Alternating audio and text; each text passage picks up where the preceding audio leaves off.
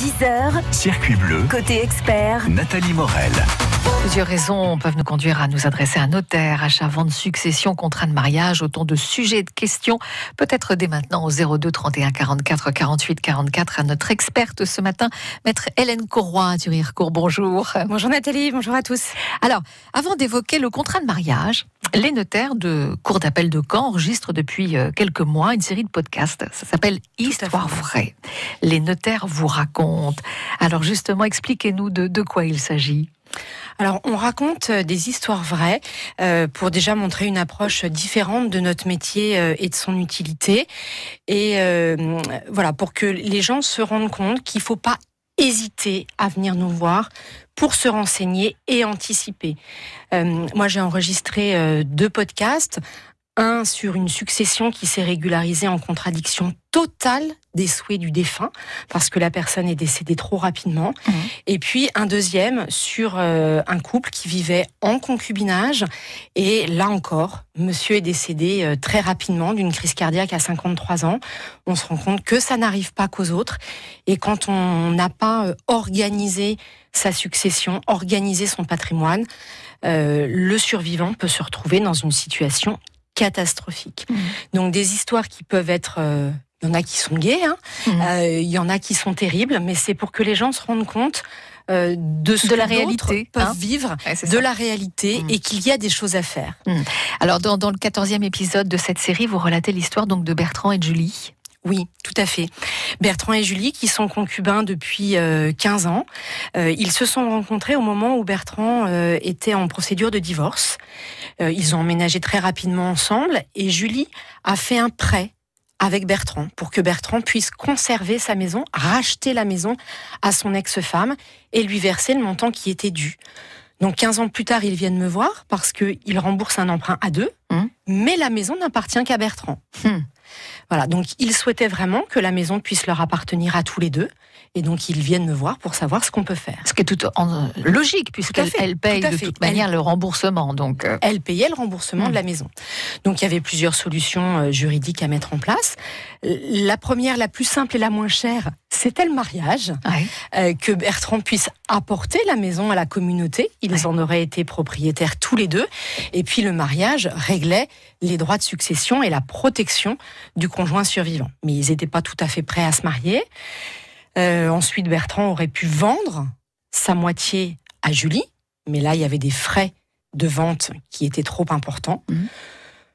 Donc, dans un premier temps, ils avaient convenu de régulariser au minima une reconnaissance de dette, c'est-à-dire un acte dans lequel Bertrand reconnaissait que Julie payait depuis 15 ans la moitié de l'emprunt et que s'il lui arrivait quelque chose, elle puisse au moins récupérer les sous à défaut de la moitié de la maison. Mais ça n'a pas suffi.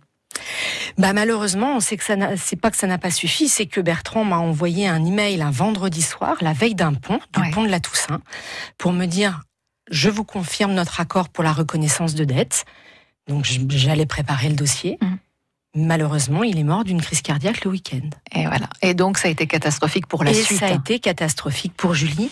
Les enfants de Bertrand ont demandé à Julie de quitter la maison dans les jours qui ont suivi le décès. C'est affreux. Julie a essayé de faire toutes les démarches auprès de la banque, de l'employeur, de l'assurance. Et à chaque fois, on lui demandait « Mais vous êtes le conjoint ?» Non. « Vous êtes partenaire pacsé ?» Non. Eh bien, vous n'êtes rien. Vous n'êtes pas héritière. Je ne peux rien vous dire.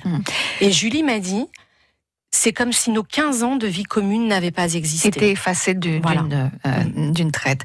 Terrible histoire. Donc, ce podcast, on le retrouve sur... Alors, sur toutes les plateformes de podcast, Apple Podcast, Spotify, Deezer, Google Podcast, enfin, toutes les plateformes possibles. Hélène Corroy, on va accueillir dans un instant une première question de Rosalie Argentan. 9h30, 10h, Circuit bleu, côté expert, Nathalie Morel. Les experts avec maître Hélène Corroy ce matin, donc à Thury-Harcourt, notaire. On accueille, Hélène, une question de Rosalie qui est à Argentan dans l'Orne. Bonjour Rosalie. Oui, bonjour. Bonjour madame. Nous vous écoutons. Eh bien, ma question est la suivante. Je suis mariée sur le régime de la communauté. Mon mari est décédé. Et donc, l'acte la succession va être signé à la fin du mois. Oui. Donc, je voulais savoir l'argent que j'ai actuellement sur mon compte, est-ce qu'il sera débité pour la succession? Alors, donc là, c'est les comptes de la succession de votre mari. Exactement. Alors, lorsque vous êtes marié sous le régime de la communauté, on ne prend pas en compte le nom du titulaire du compte. Tout l'argent qui était sur les comptes au nom de votre mari et l'argent qui est sur les comptes à votre nom, tout est additionné et après divisé en deux. Oui. D'accord. Donc ça en fait partie, cet argent que vous avez sur votre compte. L'argent que vous avez sur votre compte sera pris en compte pour moitié dans le cadre de la succession de votre mari. Vous coupez, ce serait l'argent sera pris en compte à la date du décès. Tout à fait. Ah d'accord. Ok. Dans le règlement de la succession, alors ce qui est pris en compte pour le règlement fiscal, dans le cadre de la déclaration de succession, c'est les montants qui existent sur les comptes au jour du décès. Mais après, en tant que conjoint, alors tout dépend si vous aviez des enfants en commun, des enfants d'union différente, est-ce qu'il y a une donation entre époux? Alors des enfants d'union différente, si ça dépend s'il y a une donation entre époux, une donation au dernier vivant ou pas. Non, il n'y a rien du tout. Donc ça, c'est le notaire qui réglera la succession, qui vous expliquera les montants qui reviennent à chacun en fonction des dispositions que vous aviez prises et des droits de succession. D'accord. Et donc, qu'allais-je dire? Il y a un des enfants qui a demandé à faire des recherches. Est-ce que moi, je dois payer ces recherches? Des recherches de quoi? Il a demandé à faire des recherches pour savoir s'il y a eu des comptes, comment dirais-je... par ailleurs, ok. Non, pas ça. L'historique des mouvements qu'il y a eu sur les comptes. Non, c'est pas ça. Des comptes qui ont été clôturés. Qui auraient été clôturés. Donc c'est pas possible. Ça, je pense que votre dossier, il est peut-être un petit peu complexe. Faut voir avec le notaire qui s'occupe de la succession. Alors, sachant que lorsqu'il y a que des enfants en commun ou lorsqu'il y a une donation au dernier vivant, le conjoint survivant a l'usufruit, donc peut rester en possession de l'ensemble du patrimoine et des comptes en banque. Oui. Lorsqu'il y a des enfants d'union différente et surtout qu'il n'y a pas de donation au dernier vivant,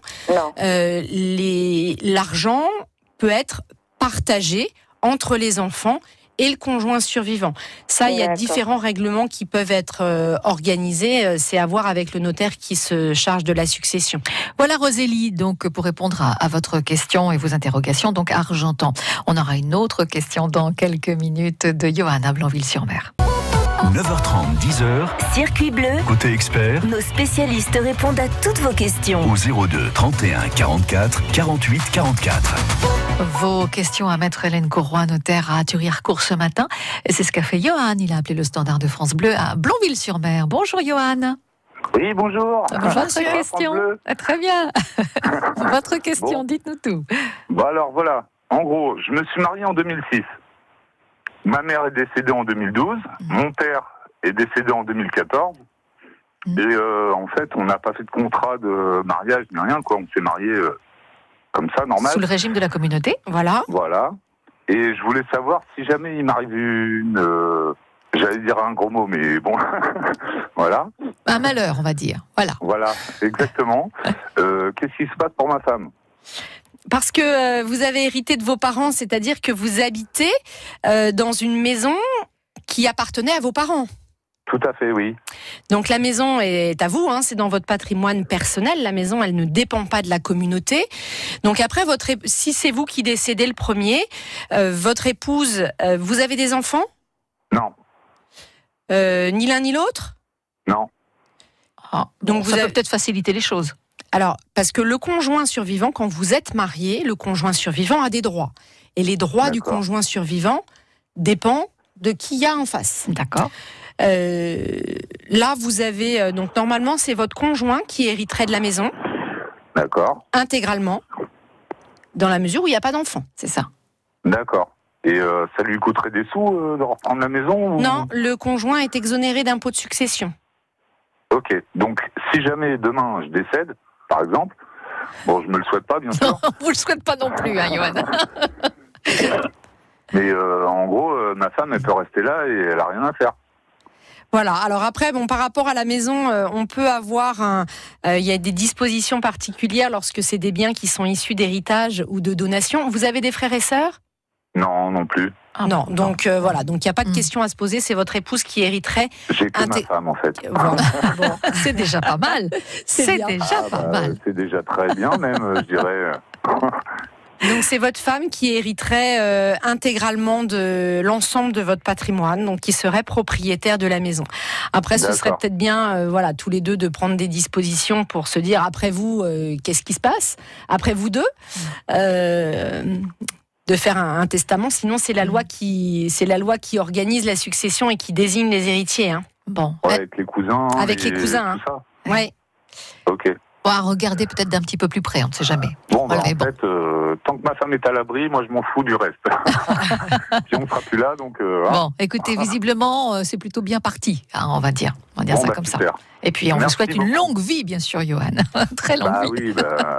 Oui, à vous de même. Merci beaucoup. Bonne journée. Au revoir, Johan. Bonne journée. Bon, en tout cas, le contrat de mariage, c'est pas nécessaire. Hein, donc ça dépend. Ça dépend. Ça dépend. Ça dépend de la profession des époux, parce que le contrat de mariage, sa grosse utilité peut, lorsque des jeunes se marient, qui n'ont pas encore avancé dans la vie, qui n'ont pas créé leur entreprise, le contrat de mariage de séparation de biens peut permettre d'isoler le patrimoine professionnel. Et que si les choses se passent mal, l'époux qui a créé son entreprise ne soit pas obligé d'en reverser la moitié à son ex-conjoint en cas de divorce. La séparation de biens peut aussi permettre de séparer les dettes. Non, il y a des avantages au contrat de séparation de biens, par cas, en tout qui cas. est indiqué dans certaines circonstances. Mais le régime de la communauté peut aussi avoir ses avantages. C'est important. Mais qu'on fasse ou pas un contrat de mariage, c'est important de venir se renseigner avant de ce mariage, de se marier, pour savoir comment ça fonctionne. Vos questions. L'héritage, les acquisitions, qu'est-ce qui appartient à qui, pour pas avoir de surprise et savoir comment ça fonctionne.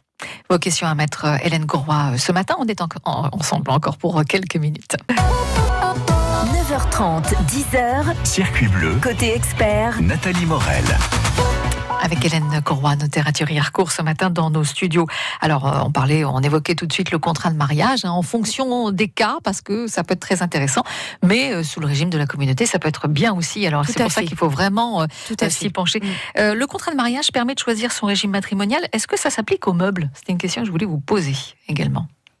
Alors les meubles, il y a une présomption quand on habite ensemble. Les meubles, ils sont présumés appartenir moitié à chacun, sauf si on peut justifier du droit de propriété d'un meuble avec une facture ou un héritage qui a eu un inventaire. Mais sinon, il y a une présomption ça appartient aux deux. D'accord. Que dire de l'acquisition d'un bien sans être marié ou pacsé ? Un minimum de précaution s'impose ? Ça, c'est la grande précarité juridique, le concubinage avec aucun droit l'un par rapport à l'autre et pouvoir se retrouver dans une situation catastrophique en cas de décès. On se retrouve en indivision avec les héritiers de celui qui est décédé. Mais si on achète à deux ? On achète à deux, mais on achète chacun la moitié. Donc si c'est un couple de jeunes concubins qui n'a pas d'enfant, si l'un décède subitement, celui qui reste se retrouve en indivision avec beaux-parents, beaux-frères, belles-sœurs, dans une situation précaire. Il y a en général pas d'autre choix que de vendre la maison. Et puis, si jamais le couple de concubins se sépare et que l'un souhaite garder la maison, la fiscalité est très défavorable aux concubins. C'est-à-dire que l'acte qu'il y a à régulariser pour enregistrer celui qui va conserver la maison, dans le cadre d'une séparation, le même acte ne coûte pas du tout la même chose si c'est une séparation de concubins ou de partenaires pacsés ou d'époux. Parce que la fiscalité, dans tous les actes notariés que vous signez, il y a beaucoup d'impôts. C'est avant tout des impôts et des taxes. Et le taux d'imposition pour les concubins est beaucoup plus élevé qu'entre partenaires pacsés ou époux. C'est vraiment, vraiment important de se renseigner quand on achète. Est-ce qu'on peut créer une SCI ici pour les patrimoines immobiliers importants ? Alors la SCI, elle a son intérêt aussi dans le cadre d'investissements locatifs. Pour la résidence principale, beaucoup moins. Ça, c'est des questions particulières à poser au moment de l'acquisition. Bon, en tout cas, d'autres questions la prochaine fois que l'on aura le plaisir de se retrouver dans ce studio. Toutes vos questions, puis les podcasts, on n'oublie pas sur toutes les plateformes. Alors les podcasts, on a le 15e épisode de notre série Histoire vraie, les notaires vous racontent, qui sort aujourd'hui sur une histoire, un de mes confrères de la Manche qui part rechercher l'oncle d'Amérique et qui a fait le voyage aux États-Unis. Il y a vraiment des histoires qui sont surprenantes à écouter. Voilà, et retrouver dans les experts sur francebleu.fr pour aujourd'hui. On retrouvera l'histoire dont on a parlé au début de cette demi-heure. Merci Hélène Gauroy.